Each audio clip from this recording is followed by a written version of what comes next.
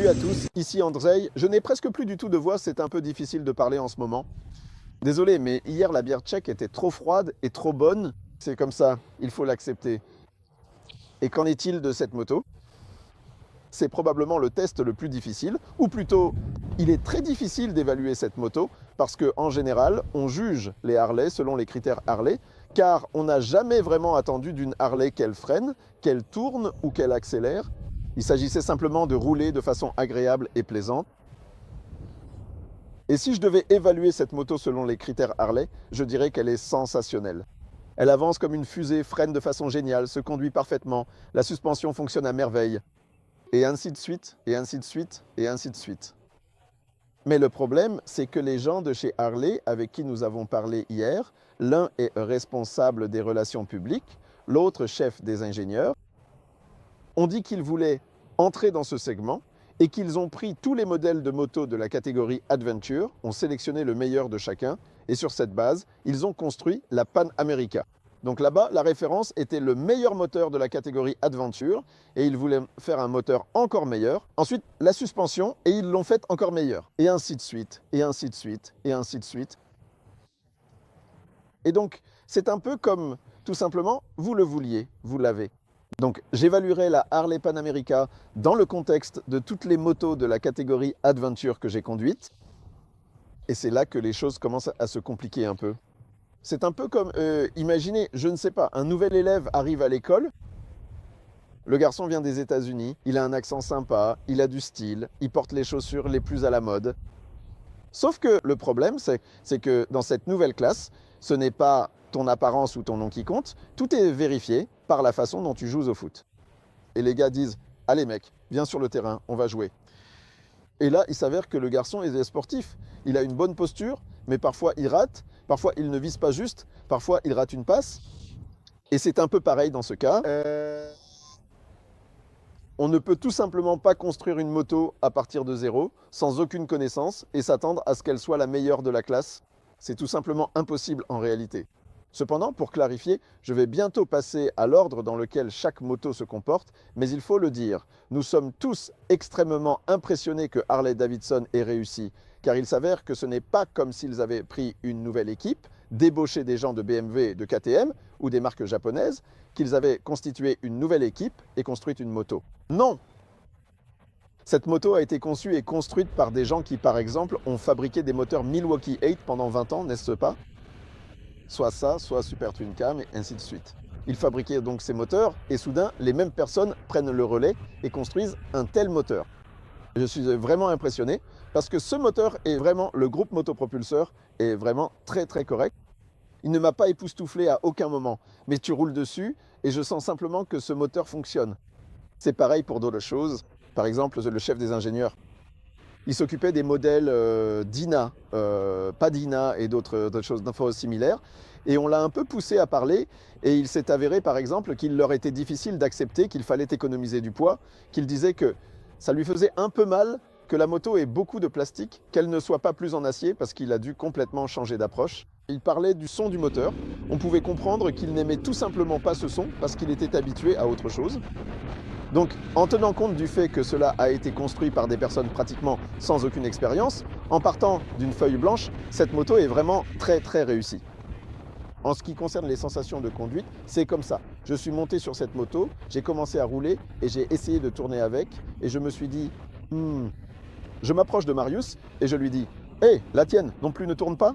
Il me répond non. Et tout à coup, on se dit, mince, qu'est-ce qui se passe? Maintenant, je sais, après 2 jours de conduite, je sais de quoi il s'agit. Ici, nous avons une suspension semi-active. J'ai l'impression que la priorité était que cette moto puisse rouler vite dans les virages et que de cette façon, elle puisse, je ne sais pas, par exemple, rivaliser avec KTM. Parce que lorsque nous roulions sur des routes très lisses, sinueuses, et que nous enchaînions rapidement les virages en lançant la moto d'un virage à l'autre, elle était ultra stable, incroyablement stable, littéralement collée à l'asphalte. Mais nous avons surtout roulé sur des routes secondaires, cahoteuses, et ce genre de choses. Et ma conclusion à la fin de la journée, ou plutôt de ces 2 jours, c'est que les réglages de base de la suspension sont tout simplement trop fermes. Même le mode route est trop ferme pour moi. Et à la fin, j'utilisais le réglage tout-terrain souple, parce qu'on peut y choisir différents niveaux. Il y a un mode de suspension tout-terrain souple et à ce moment-là, la moto est devenue agréable, plaisante, toute douce. Elle a commencé à bien se comporter dans les virages, à mieux absorber les irrégularités, aussi bien sur l'asphalte qu'en tout-terrain. Donc pour moi, c'est ce niveau qui devrait être le point de départ, n'est-ce pas? C'est-à-dire qu'à partir de ce réglage de base, on peut le durcir un peu ou encore l'assouplir légèrement. Quant au moteur, il développe 150 chevaux, mais cette puissance n'est disponible qu'en haut du compte-tours, et on y va rarement. Le couple est de 128 Nm. C'est un résultat très correct, mais ce n'est pas non plus exceptionnel. Si je devais comparer ce moteur, pour moi c'est un Suzuki V-Strom puissant, et sa caractéristique se rapproche davantage de celle du V-Strom que de celle d'une KTM. Donc ce n'est pas une bête sauvage. Il est puissant, il est linéaire, mais si on veut qu'il aille vite, il faut le pousser un peu dans les tours. Ce qui m'intrigue, c'est l'absence de quick shifter. On change les vitesses de manière traditionnelle avec l'embrayage. L'embrayage est très léger à utiliser et l'anti-dribble fonctionne très bien. La boîte de vitesse en elle-même, pour une Harley, c'est, vous savez, une vraie bombe. Et comparé à d'autres, c'est tout simplement une boîte de vitesse qui fonctionne correctement. Elle ne se distingue finalement par rien de vraiment spécial, mais l'absence de quick shifter, c'est un peu étrange. Alors je demande aux ingénieurs, écoutez, pourquoi il n'y a pas de quick shifter ? Et eux me répondent, oui, on y a pensé, mais il y a eu ceci, cela et encore cela.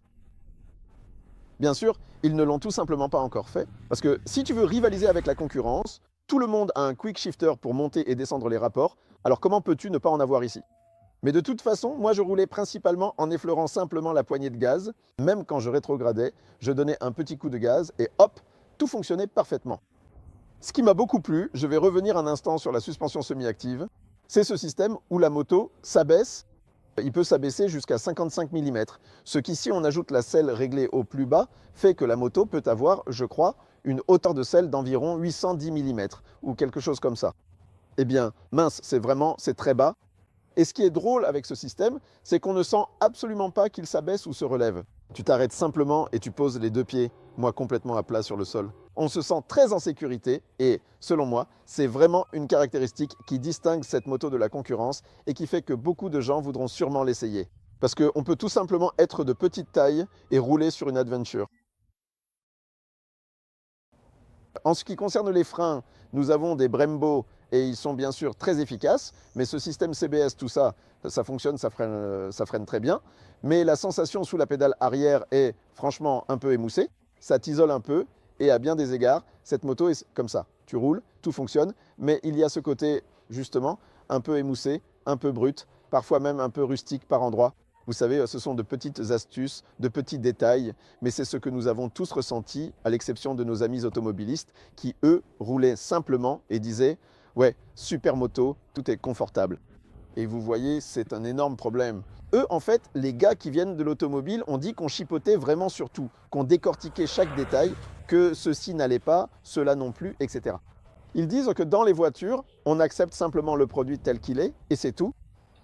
Parce qu'en réalité, il faut le dire, dans l'ensemble, c'est vraiment une bonne moto. C'est vraiment agréable à conduire. Le problème, c'est qu'il est arrivé dans le segment le plus concurrentiel qui existe actuellement. Et là, on peut encore trouver des choses à redire, comme par exemple le système de levage de la bulle, qui n'est pas particulièrement, pas super facile à utiliser. Je veux dire, il ne fonctionne pas de façon ultra fluide. Les compteurs sont à cristaux liquides, on y trouve la navigation, ou plutôt pas vraiment la navigation, mais les lettres sont tellement petites et grises sur fond noir que je n'ai remarqué qu'au bout d'un moment qu'il y avait, quelque part ici, la température. Donc c'est comme si, je ne sais pas, Harley ne savait pas vraiment quel âge moyen ont les motards, en particulier par exemple en Allemagne, où ils aimeraient probablement vendre beaucoup de cette moto. J'ai eu du mal à lire ces petits chiffres, alors imaginez quelqu'un qui a je ne sais pas, 60 ans, donc il y a vraiment beaucoup de choses à améliorer. Mais nous avons convenu avec les gars que la base est vraiment prometteuse pour une première moto, pour un premier modèle, une première sortie, simplement une entrée dans ce segment. Et à mon avis, cette tentative est plus que réussie parce que cette moto peut vraiment rivaliser. Cette moto ne te décevra pas quand tu monteras dessus et que tu la conduiras. Sauf si tu passes de ta KTM ou de ta GS et que tu t'attends à ce qu'elle soit meilleure. Et pour l'instant, elle ne l'est tout simplement pas. Il y a encore une chose que je n'ai pas pu vérifier ici, mais que j'ai vraiment envie de tester. Et je le ferai dès que possible à Varsovie. C'est de savoir comment roule la version standard, parce que nous avons roulé avec la version spéciale, qui dispose justement d'une suspension semi-active, alors que la version normale est équipée d'une suspension Showa classique, la même que par exemple sur le V-Strom avec un réglage manuel. Elle est entièrement plus haute. Cette moto, elle a une garde au sol plus élevée et elle est plus légère de 14 kg. Celle-ci pèse 258 kg avec le plein et l'autre 245, quelque chose comme ça. J'ai l'impression que si je prends cette autre moto, que je règle la suspension à ma convenance, il me semble que ce pourrait être la première moto qui roulera mieux avec une suspension traditionnelle normale qu'avec une suspension semi-active. Parce qu'ici, avec cette suspension, c'est clairement le cas. Ils nous ont même dit lors de la présentation que la suspension est une Showa, mais que le développement du logiciel est de leur fait. Il aurait fallu prendre une solution toute faite de chez Showa ou demander à quelqu'un de chez Showa de s'en occuper. Sérieusement, je suis sûr que ça aurait mieux marché parce que cette suspension n'est pas mauvaise. Nous avons roulé avec cette moto sur des irrégularités, des bosses. Elle absorbe bien, elle ne talonne pas, mais je sais que ce réglage pourrait tout simplement être meilleur. Il y a encore d'autres choses auxquelles on pourrait vraiment reprocher beaucoup à de nombreux aspects de cette moto. La seule question, c'est est-ce vraiment nécessaire ? Est-ce que cela va décourager les clients potentiels alors que toutes ces motos sont pratiquement déjà vendues? Je ne suis pas surpris car elle est vraiment atypique en ce qui concerne son apparence. Elle se conduit vraiment d'une manière telle que vous ne serez pas déçus. Le seul problème qu'ils ont dit est nous allons maintenant rivaliser avec les motos les plus puissantes dans le segment le plus puissant qui existe. Eh bien, j'ai dit à plusieurs reprises dès que la classe Harley Davidson Adventure a déjà été créée. Il a été fabriqué par Moto Guzzi. Mariusz le monte. Cette moto roule comme si on pouvait faire une Harley. C'est un moteur de type Sportster ou quelque chose comme ça, un classique, tout comme l'Ulysse l'était, sauf qu'ils l'ont juste amélioré. Sauf qu'alors, il y aurait un problème. Parce que cette moto devrait être beaucoup moins chère et Harley ne peut évidemment pas être bon marché. Cependant, celle-ci pour une Harley est abordable. Car alors que la Road King coûte plus de 120 000 zlotys, celle-ci commence à un peu plus de 70 000, non? C'est une affaire. Je vais dire ceci. Au début du premier jour, j'étais déçu. Parce que c'était une moto qui, vraiment, quand je la regardais, je me disais, mince, peut-être que j'aimerais l'avoir. Le premier jour, j'étais déçu. Le deuxième jour, quand nous avons roulé en tout terrain, elle m'a déjà beaucoup plus plu, je l'ai acceptée. Ensuite, même quand on roulait, on s'est dit, bon d'accord, on s'est habitué et on roulait avec cette moto. Donc je lui donne une chance, mais tout simplement, pour un début, c'est un super boulot. La moto n'est pas parfaite, mais elle n'est pas parfaite pour nous. Des gens blasés, tout simplement, avec des attentes démesurées. Parce qu'on a roulé sur toutes les meilleures motos du monde. Donc je vous propose de vous faire votre propre opinion. Si tout simplement cette moto vous plaît, alors allez-y sans hésiter.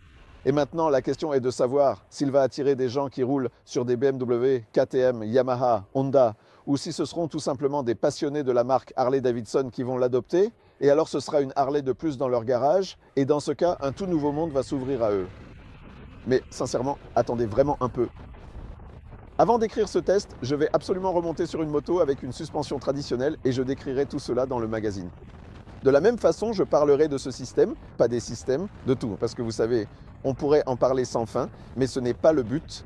Le plus important, ce sont les sensations, et il y a des émotions. Cette moto suscite avant tout des émotions, elle attire le regard, et j'ai aussi la gorge, peut-être un peu enrouée, parce que hier on a parlé jusque tard, et on n'a fait que parler de cette moto, et aujourd'hui encore, je ne parle que de cette moto. Elle a vraiment une allure incroyable. Elle roule correctement. Je me demande pourquoi on chipotait encore. Je ne sais pas, ça va être très intéressant. Ce qui est d'ailleurs assez drôle. Hier, par accident, l'un des messieurs de chez Harley a fait un lapsus en appelant cette moto autrement. Je ne vais pas répéter parce que je ne veux pas jeter de l'huile sur le feu, mais je sais que cette moto servira de base pour d'autres modèles et qu'elle continuera à être développée. Donc vraiment, c'est ça que je voulais dire.